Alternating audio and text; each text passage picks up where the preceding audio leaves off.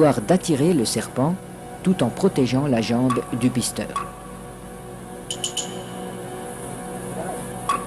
Le remède agit encore comme un lubrifiant. En imprégnant un tissu qui entoure la jambe, il facilite sa pénétration dans la gueule du reptile.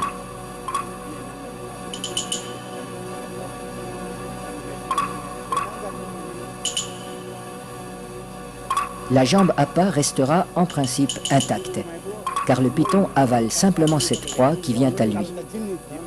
À peine sera-t-elle attaquée superficiellement par les sucs digestifs.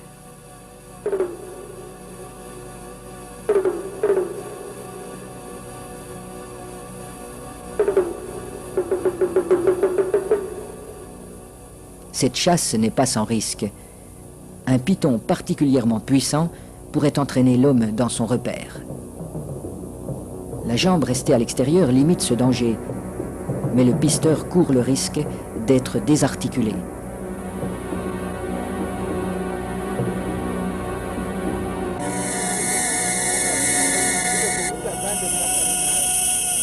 Pour rendre l'attente moins pénible, mais aussi faciliter le glissement des corps de l'homme et de l'animal, on place des feuilles fraîches sous le pisteur.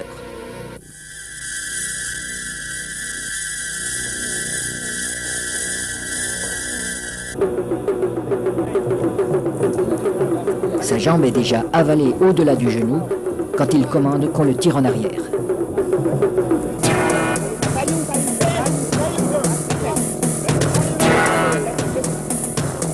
Refusant de laisser échapper sa proie, le python apparaît.